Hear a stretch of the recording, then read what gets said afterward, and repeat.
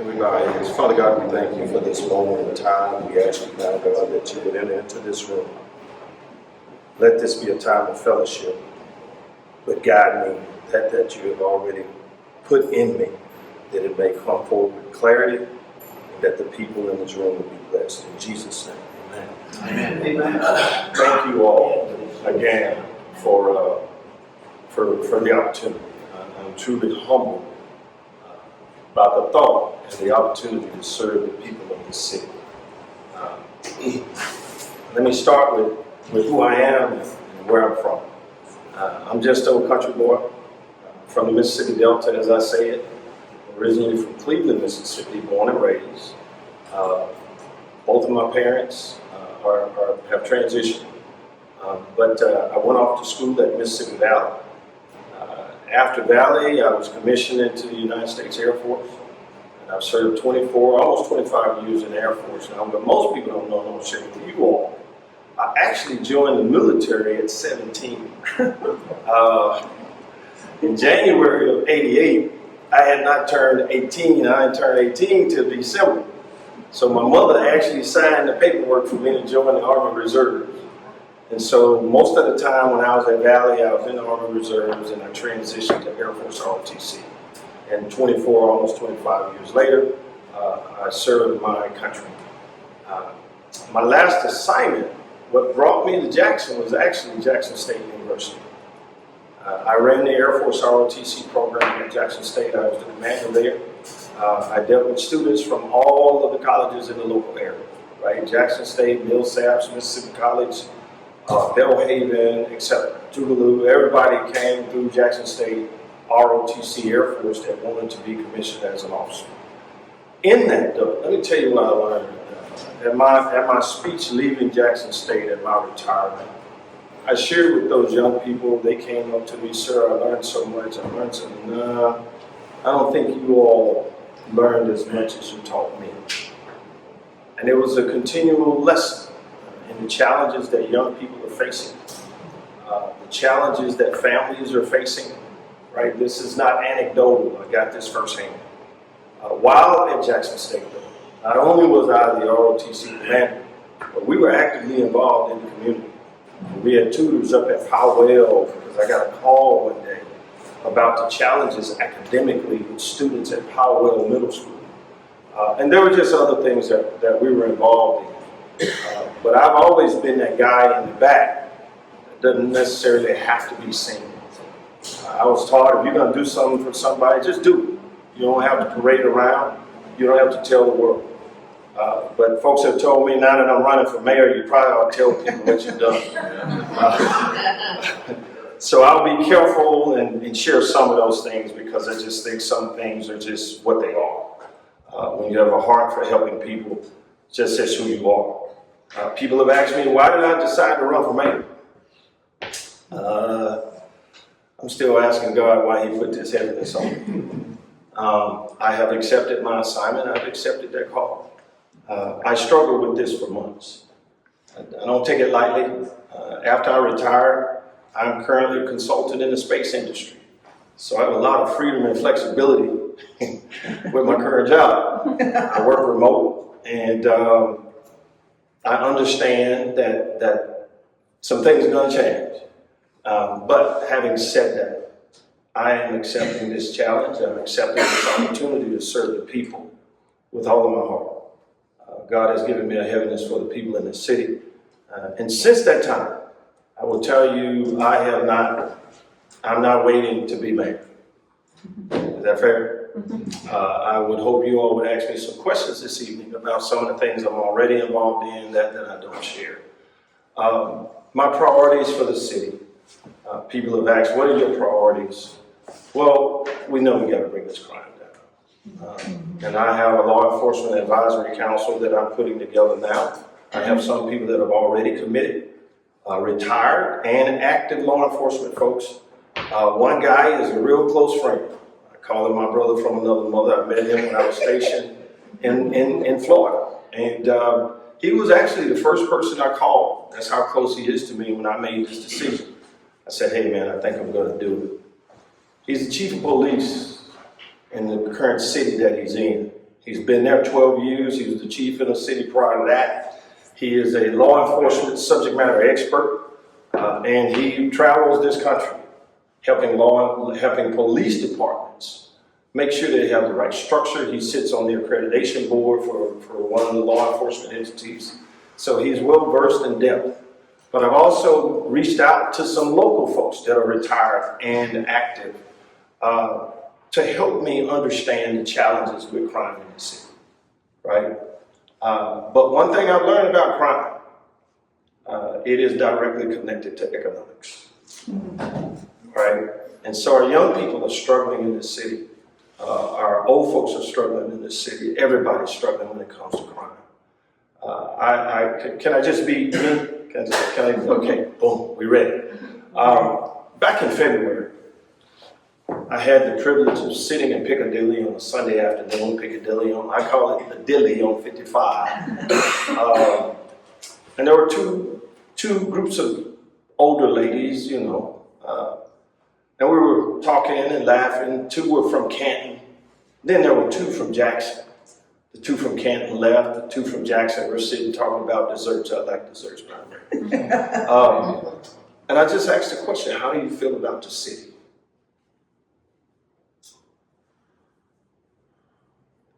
When they began to express that they couldn't sit and talk longer with me because they had to go home and get behind their bars and locks, it gave me a different reality. That these ladies who said, we're retired, we can't go anywhere. The people that are able to leave the city, that wanted to leave, they've left. We want to stay. We can't sit on our porch in the evenings. We're afraid to come out after dark. That was a real reality check for me. And I will tell you that conversation is one of a handful that keep me up at night now. Because I think about my mother, I think about my grandmother, right? These ladies are living alone and they're afraid in their own homes. They've worked their whole lives, they're retired. And I said, we got to do something about that. Then on the young people's side, I get a call from Dr. Liddell, who has a nonprofit there in South Jackson. She's dealing with young people. She calls me on a Saturday afternoon and she says, Mr. Henderson, where are you? I said, I just bought some catfish in the reservoir trying to relax. She said, I got some young guys down here that want to talk to you. She put them on the phone and said, hey, this guy's running for mayor. You guys want to talk to him? I talk to these young men. And I say young men because they're middle school, high school. And I said, hey, what's going on? What's up? What we doing? We playing basketball. I said, well, you guys don't want an old man to come school you. They said, we'll wait on you. So I left the reservoir and drove to South Jackson. Now, I did school. My back was hurting afterwards, but at the end of that interaction, I just kind of got down on one knee. They sat on the curb. I said, hey, let's talk. And I asked them, how do you all feel about the city? I'm going somewhere with this same question. Follow me. The one kid, he was 8th grade. I still see their faces. He said, there's nothing for us to do. It's nothing, you guys can't go to Parks and Rec. No, all that stuff shut down. You can't. Okay. Got another one says, we just want to play basketball. It's summertime. Can we play basketball? We like this goal. Okay. But there was one kid, I still see his face. He had like some twisties in his head. He said, he was 14. He said, too many of us are dying my age. You see this stuff sticks in my head, right? People have asked, why do I have an office? I got an office in the medical mall specifically so I could talk to the people and the people can talk to me.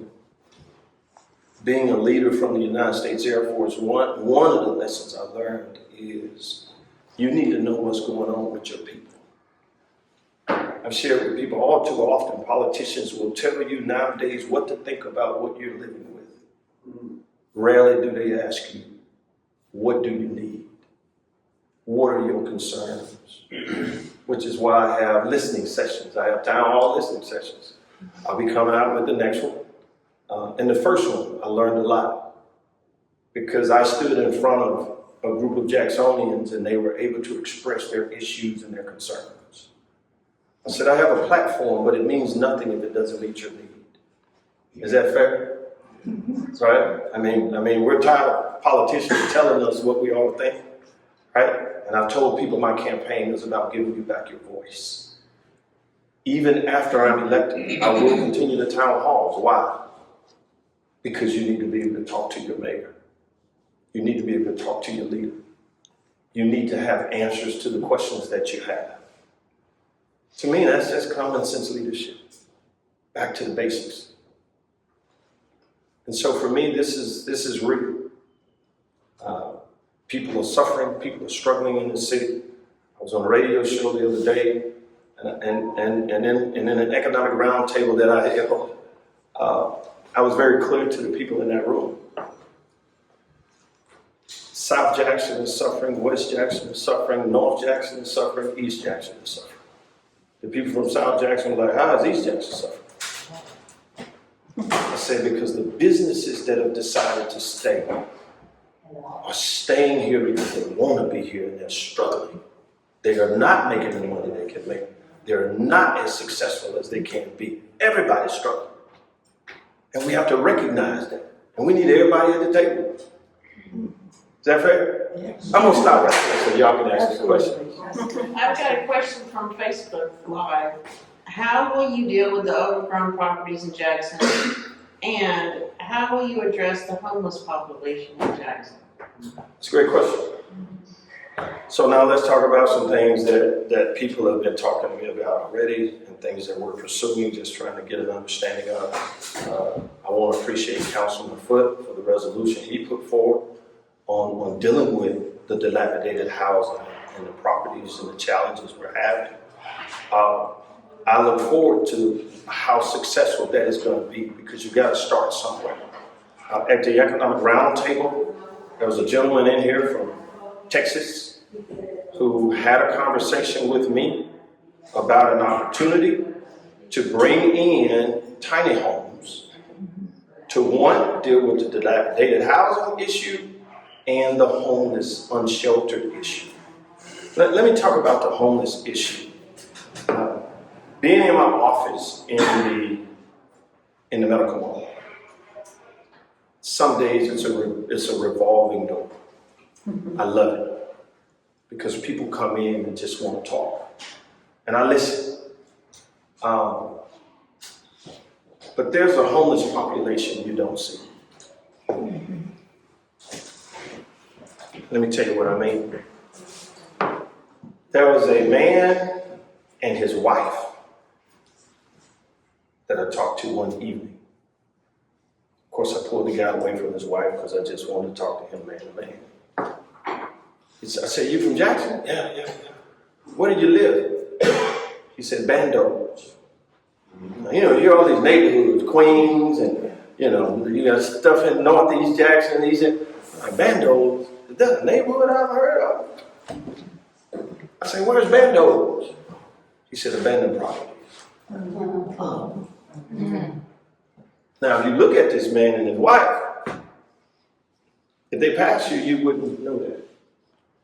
I had another lady come in,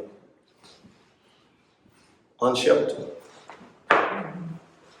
There's a population of folks in this city.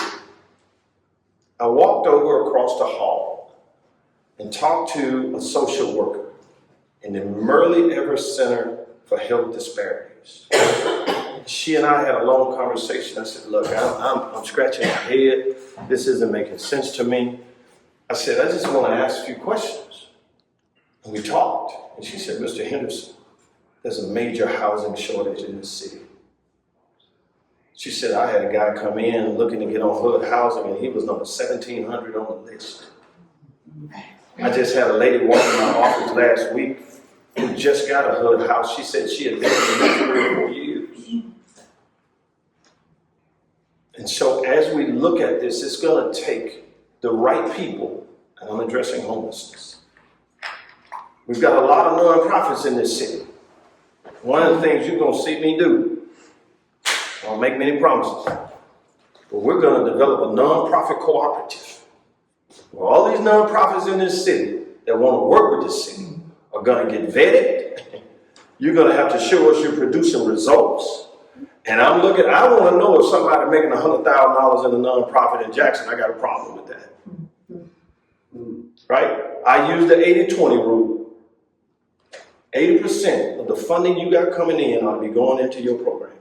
Right? And where did I learn that? People have asked me, how does the military translate to public service? We are public servants. I sat in the room with my 4-star boss when I was stationed in Tampa. And that's the litmus test we used at USSOCOM at the time to determine what nonprofits that said they were helping special operators. That's the conversation my bosses had. 20% of what they're using should go to their overhead. And you can dial that up and down, but if 50% of the money you bringing in from grants is going to you paying salaries, we got a problem. Right? And so what I am going to do is develop a nonprofit cooperative. And they're gonna fall under the grants office. That's a novel idea, right? So that we have the right partnerships working on our toughest problems. Right? It's gonna take public-private partnerships to go solve these challenges that we have in the city. Right? I don't have the Rubik's Cube or the crystal ball. I know what I want to go do.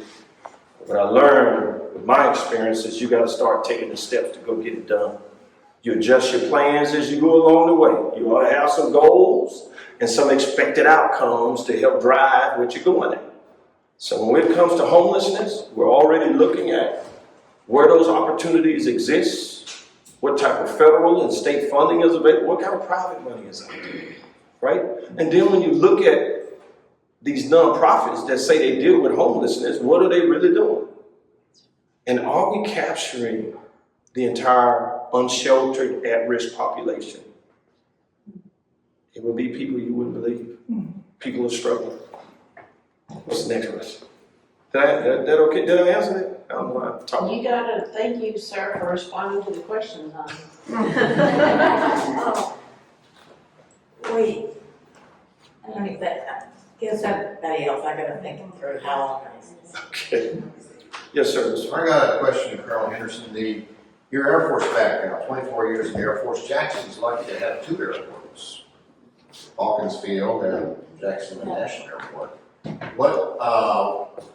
You got any ideas about how we can use that to create economic growth for the city? Wow. Yes, sir, I do. Let me start with Hawkins Field. I have asked the question repeatedly. Why, just me asking the question, why isn't Hawkins Field one of the best regional VIP executive airports in the region? Right? How do we build that out? How do we expand the capacity there? And I was asking this question several years ago because I've flown in and out of these executive VIP airports, and I'm going, Hawkins Field is a prime opportunity to expand that. You could build hotels over in that area, you end up with a conference capability, you got the golf course there that you just need to upgrade, and you end up with a first-class golf course, get Trent Jones back in here, and we figure out how to make that work, and you just turn this thing into something where people fly into the VIP on their private jets. So that's one thing that will change the landscape in that part of Jackson. Right? Every time I fly in and out of the Jackson airport, I struggle with it. I'll be honest.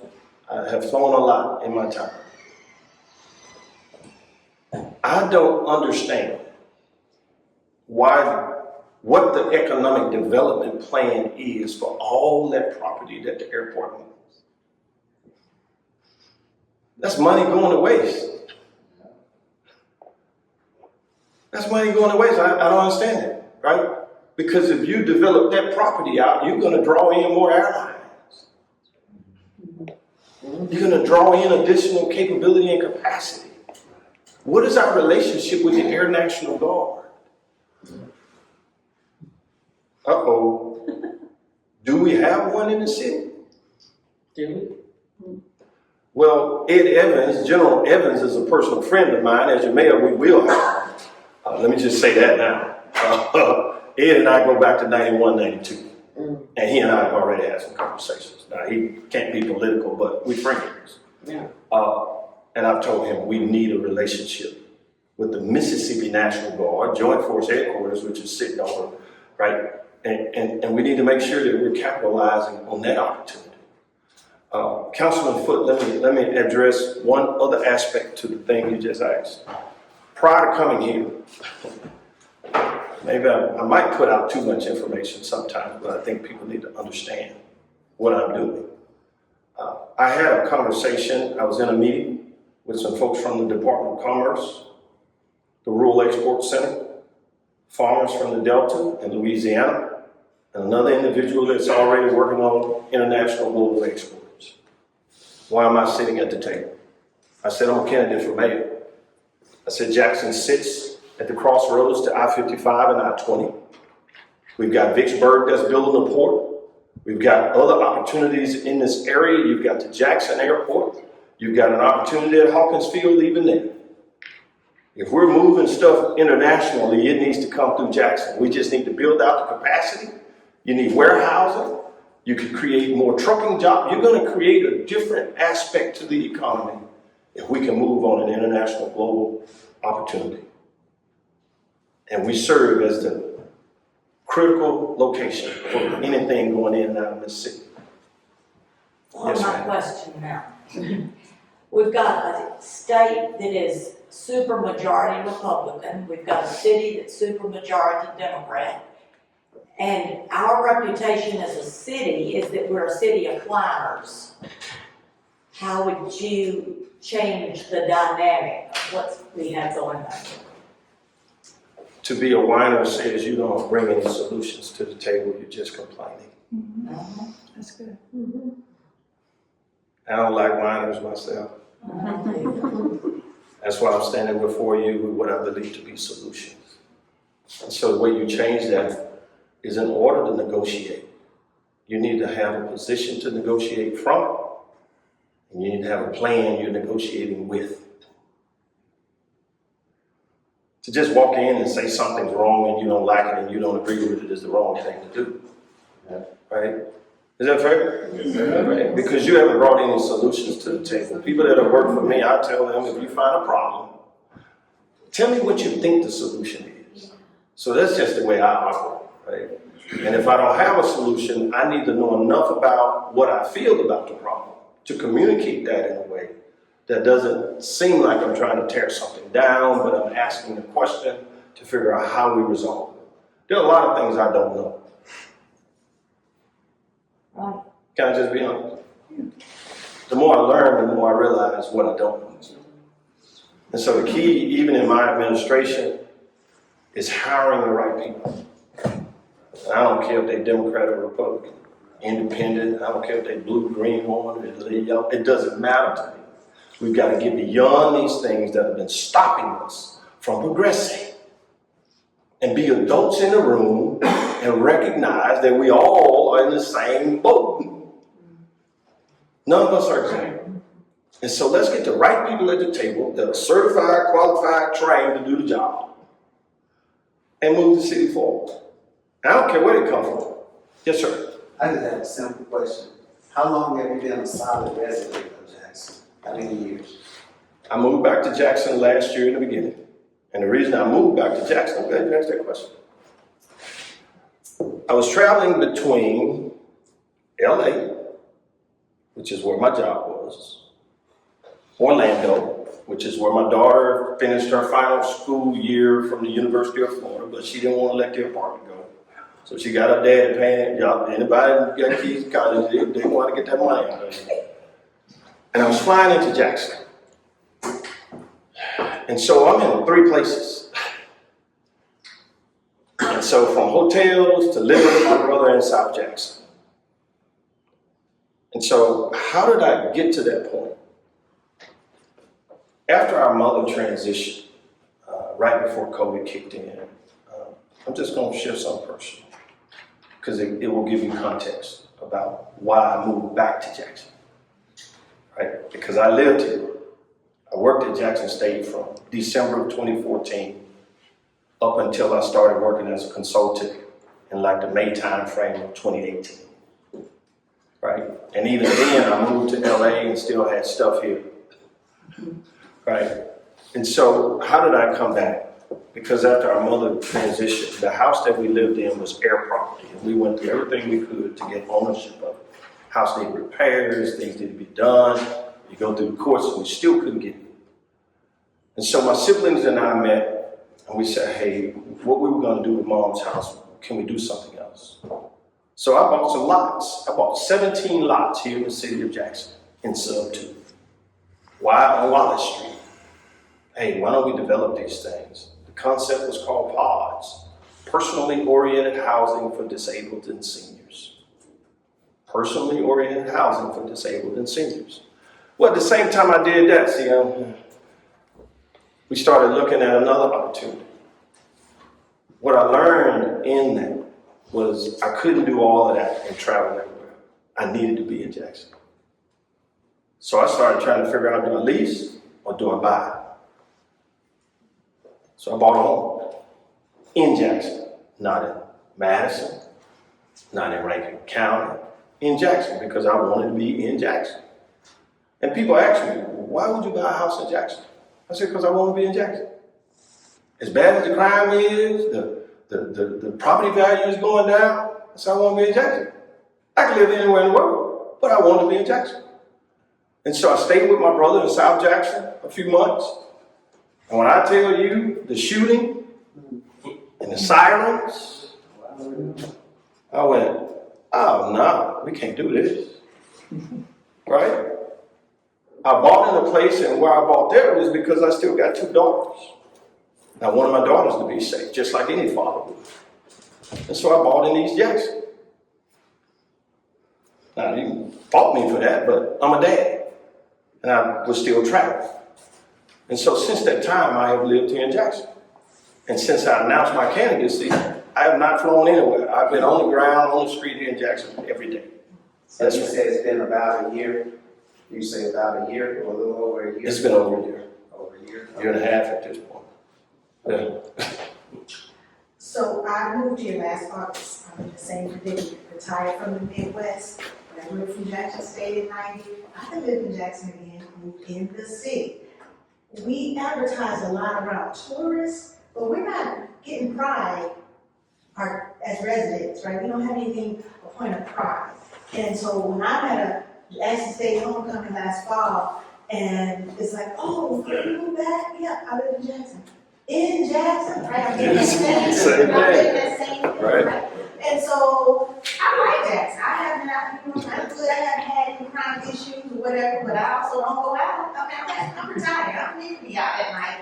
So, but I want everybody to be safe. I don't want, I get weary with the chief on Monday mornings. He runs through that weekend. What happened on the news? I just feel for him, and I feel for these mothers, and I feel for these convenience store owners, and all of that, right? And so I want people to come visit me in Jackson.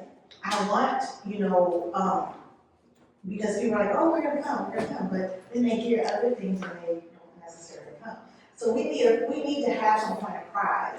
Crime, yes, is absolutely number one, but can I drive down the street without a pothole? Can I, I would even, I'm trying to get the ones filled on my street, and every time I go to the website, it's not working to report it. So it's just some of the little things that I think we just skip right over, and we start advertising for tourists. It's like, the residents have a point of pride.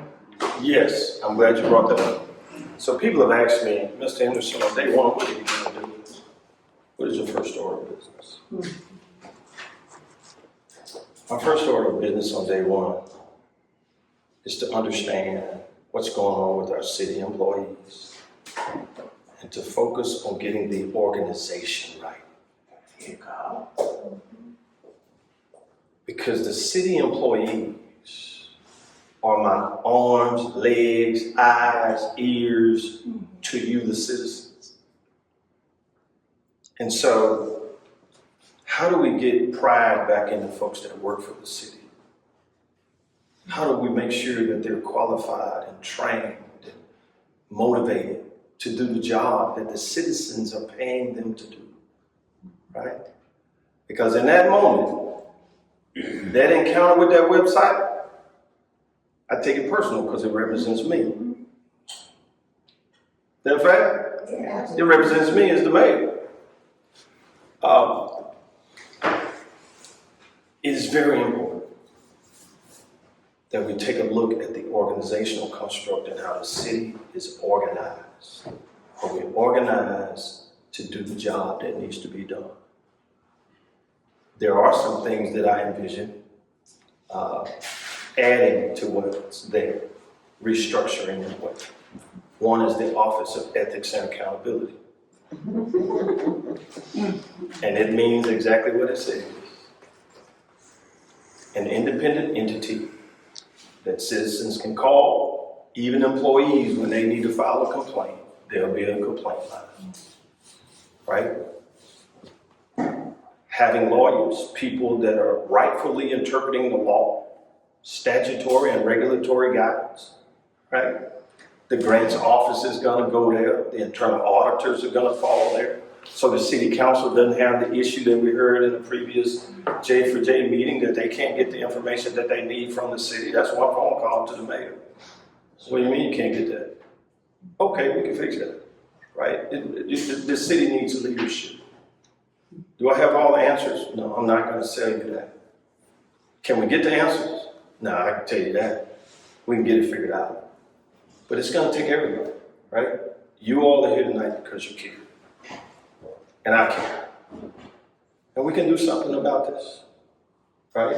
The other thing you're gonna hear me talk about is an Office of Legislative Affairs or Intergovernmental Affairs. Folks that work for the city, that can help work with the surrounding municipalities, that can work with the Hinds County delegation, work with the metro area delegation, work with the Speaker of the House, work with the Lieutenant Governor. We can put together real plans that we can put in front of the legislature. Not complaining, not whining, but a real plan with a legislative set of proposals that can go forward to the state. Is that fair? We've got to think different about the challenges that are in front of us. Yes, sir. What are your thoughts on getting a city manager? Because you're talking about organizational structure and getting things running and certified and everything. The jury is still out on that with me.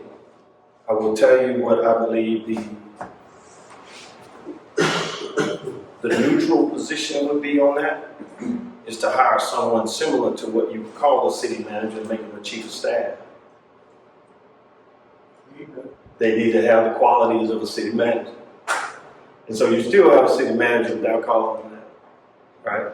And that person is the person I talk to about what's going on. Why hesitate to not call someone a city manager if that's what they're doing? I'm not sure yet. That's why I said the jury is still out, right? And that's, am I opposed to it? I don't know yet. I don't know enough about what I should think about that at this point. Is that fair? But the fact still remains, you gotta have somebody qualified. You'd be open to the idea that someone could convince you of it. Oh, I'm open to it all. If it makes sense to move the city where it needs to go, I'm not opposed, right? Now it's gonna come with something. You ready? You ready? If I buy into it, somebody's gotta show me how it gets a direct benefit back to the citizens. That has gotta be the number one thing. I want a direct benefit to the citizens, right? And what does that mean? And for me, that is critically important at this point. Yes, sir. Can you talk a little bit about crime and what your thoughts would be as far as addressing crime right out of the chute when you become mayor? My initial thoughts on crime right out of the chute is we're going to have to put some measures in place to make sure people understand, the criminals understand, or the criminal element, or people who want to be a part of the criminal element, understand that there's a zero tolerance. Because here's what I find interesting. Can I just be real? What I find interesting, sir, is we will commit crimes in Jackson, right? But there's a barrier. You won't go to Pearl and act up like that. You won't go to Madison and act up like that. So I always ask the question, what am I missing? Right? Is this a leadership issue? Is this an employee issue? I don't know enough about that, but I will tell you I have zero tolerance. Because what I'm not going to do is continue to let blood flow through the streets of the city. I'm not going to have old folks afraid to walk. There's a community-oriented policing approach that my buddy, he has been a national expert on, and he and I are walking through that right now. What does that mean where police are actually walking the streets or riding bicycles in the neighborhood again? Now that entails some other things that's got to happen, but yes, sir. How do you feel about the Capitol Police and their relationship with the Jackson Police Department? I think you got to capitalize on that relationship. It's something that has happened. You can't turn it back, but I think those are resources now that we ought to be trying to figure out how to use as smartly and as wisely as we can to make everyone feel safe. It's really that simple, right? Because some things we fight, we shouldn't fight. And we make an issue out of things that aren't an issue, right? Yes, ma'am. On this subject, a young man that I know had his family car stolen on Friday night. He called JPD Saturday, Sunday, and Monday and never got an answer. His wife's expensive car keys were in that car that got stolen. He knew how to track it somehow, found his wife's car keys. It cost $600 to get that car key place. It was at a cemetery in Pearl. He calls the Jackson police. They said, well, we'll just have to call Pearl and get that. Nothing has ever happened. Who knows what has happened to this man's car and all the baby's car seats. So, what do we do as citizens when a whole weekend goes by? A car needs to be looked into immediately as soon as you know that it's been stolen. What do we do?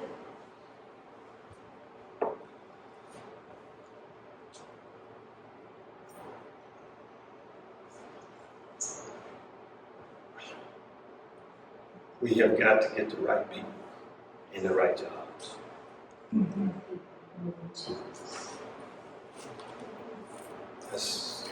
got to get the right people in the right jobs, right? There are some things that should just be basic in how we approach things. One is communication, right? Someone should call you back if you call somebody. Yeah. Right? And I'll be the first one to admit, I get phone calls, emails, texts all day. If I miss a call, hey, I apologize, I'll call you back. Or it could be the next day and I'm going to look, I didn't want to call you too late. That's just personal, right? That's kind of the way things go. So if you don't get a call that day, it should be a call at some point that says, hey, we got the information and this is what we're doing. It gets back to what we're talking about is accountability. And what I've told people about, I want to earn your vote. If I got to earn your vote, the people that are working in the city will earn their check. That's as simple as I can put it, right? I've had people tell me, oh, this military guy's going to try to make it all military. That's not a big. Listen, there's just some basic things that ought to be happening. And I tell my team, hold me accountable. If there's something that I did not do that I should have done, tell me. Right? I don't look for yes people. I look for people that can bring me solutions, that can tell me what the right answer ought to be. We can disagree. I know at the end of the day, I make the decision and I take the responsibility for those decisions. But tell me what the answer is, what you think it is. Is that fair? Mm-hmm. And we've got to get to that kind of an interaction and dialogue and communication internal to the city. and city employees so that we can be putting the best thing out, the services that are being delivered. Because that's what you're paying for. You're paying your taxes for city services. And so those kinds of issues are things that we just got to have a conversation about with the right folks. Yes, sir. Is part of your platform to encourage home ownership in the city? It is at the top of my economic agenda. I know that these other things, infrastructure and safety, have to be taken care of. But we've got to get people back to home ownership in the city of Jackson, right? The tax base has dwindled so bad. We've got all these investors coming in wanting to buy up properties, and then still you're challenged with whether or not they're doing what they're supposed to do. When I bought those properties over on Wallace Street, I was amazed at the number of properties. And these properties didn't have anything on them. I'm not even talking about the dilapidated housing properties. I don't know how many properties are in this city that we're not getting taxes on at this point. That's a lot. Right? And so we need high density housing in this city, right? We need to bring people back into the city. And home ownership is key. There are some challenges on the national level with rates, and they just cut the rates the other day, but still, interest rates on the 30-year mortgage is way high. And so that's the other challenge, right? There's just some market things that are going on that present certain challenges. And so we've got to get back to focusing on home ownership and getting people back into the city. But you're not going to come if you don't really want to be here, right? Even when I moved away from Jackson, I remember when you said what you said, man. I was in St. Pete, Florida for a meeting. And I went to get something to eat, and I'm sitting at the bar just so I could get a hamburger. And the lady says, "Where are you from?" I said, "Mississippi, Jackson." "Oh my God." What do you mean, oh my God? I said, we get a bad rap, but I will tell you, it is one of the best places in the South to live. We've got our challenges, not unlike any other city, but they just get blown up, right? Let me tell you about some of the positive things that I learned that are going on. Because I'm out and about. When I tell you I'm out and about, yesterday I was sweating on the football field. There are folks doing the work. That young man in the back, right? Guns down, prayers up. I was in South Jackson yesterday, and there are these little football teams. And I had a young man that called me. He's a veteran too, retired Marine guy. He lives in Terry. He called my office and we talked about young people in the city. And he has a little football team. There's actually more than one team. There's like 3 or 4 teams. And I went out yesterday, and we talked about, I said, how many people on each side of the ball? He said 11. I said, so anytime there's 22 people on field, plus you got special teams, then you got second or third, however deep you want the bench to be, then you got the trainers. I estimated about 50 folks on the football team. Am I about right? Yesterday I went out there. They had over 120 young boys. And I'm talking about the little fellows walking around. I tapped a few of them on the helmet. And they had about 46 girls that were part of the cheer squad. And the one lady who was on the cheer squad, and I'm going to give her a shout out again, Coach Little Bit, she said that's what they call little lady. I guess everybody's little compared to me. She said, yeah, I put about $3,000 of my own money into the cheer squad last year. And I'm asking them, where do you get the funding? The kids pay a fee, but the coaches, these are people that want to see the community better. And they got all these young people. I said, y'all can't be the only team. You're playing against yourselves. Like, no. There's another team in South Jackson. There's a team. So there are these teams around the city. And there are other folks like that are really doing something very positive. Like I said earlier, they're not asking for the fanfare. They just want to see the community better, like you all in this room. And it's happening all over the city. I want to harness that pride. I want to grab that Outside of football. outside, yeah, right? And get all of us moving. Get everybody together. Whether you live in Fondren, whether you live in Eastover, whether you live in North Jackson, West Jackson, if we do this, we can do this as a community. We're not going to agree on everything, but I know what we all want. We all want it better. Right? We all want it better. So I appreciate, I don't know how much time do I have. Question? I just have a quick one. Are you in touch at all with people from other cities in the country, it could be the southeast or wherever, that have gone through similar things where they have a city that seems to be dwindling and having problems and it's had a resurgence? I don't even, can't think of it, but I've heard Columbia, South Carolina, I've heard people talk about other cities. I'm really not well versed on that, but I do know they exist. And I wondered if, some that you're hearing about, maybe Chattanooga, I don't know, but do you have any friends like that or colleagues or I am talking to connections? people in a lot of different places. Atlanta, Charlotte, seeing a lot of growth and a lot of opportunity there. Looking for somebody in Birmingham now that actually went through this as well. What I will tell you is I was in Hattiesburg a few weeks ago.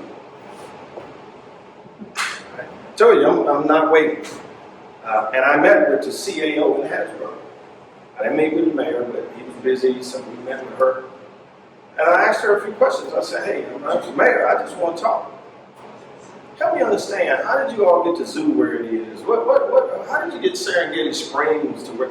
You all are digging up pipes over in this part of the city. How did you? And so we talked about community development grants. We talked about grants that they got through the railroad to help work on roads. Right, it's an education for me, right? So this is all. I mean, of course, I'll have somebody smarter than me on the team that can say, hey, boss, this is what we need to go do. But just listening and hearing that, and the fact that they set up a commission, 2 commissions, right? The fact that they put in another 1 cent or half a cent or whatever it is, sales tax that goes directly to that, and these commissions actually run Serengeti Springs. They run the zoo, not the city. The mayor appoints the board of the commission, but the commission runs as an entity to make sure that these things are solvent and are operating efficiently and effectively. But what's happening with Hattiesburg? And I wanted to know, because I was like, hey, we need a water park in Jackson. Right? How do we get the zoo where the fences are torn down and let me stop right there. Because I pass it all the time. I leave the medical mall and I go over to Ellis and I come around Capitol Street and make that left and I'm passing the zoo and I'm like, wow. And just last week I said, let me go down Capitol. So I make that left and go down in front of the zoo, see the old YMCA building that looks like something from what's that movie where they had the dinosaurs coming back out? Yeah, Jurassic Park. And I'm like, did they film it here? And so you go on down and you look in and it's like all this, grass is 6 feet 4 and then wow. But then on the right side of the street, you see how that entire neighborhood is just decimated. Dilapidated housing, empty lots, no businesses. One of my buddies, a close friend of mine, asked me, he said, you sure you want to do this? I said, yeah, I'm sure. If not me, who? If not now, when? I'm ready. Let's go get it.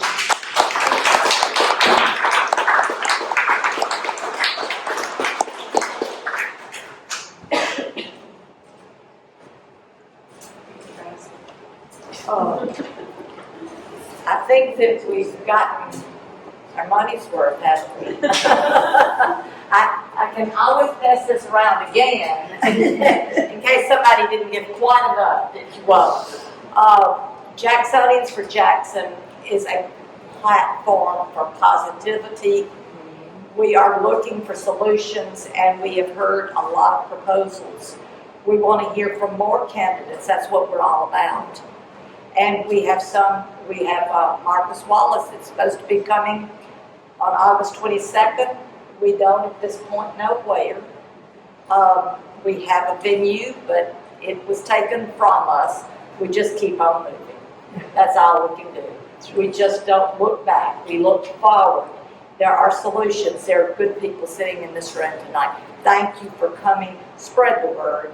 And I know that Tim would appreciate a lot of things we can do to help. If anybody is so inclined, you can enter the discussions on Nextdoor if you like. If you heard it and liked it, comment on it. Tell people why you like what you do and what you think could be done. The discussions can go on outside of this room. Thank you again for coming. Thank you.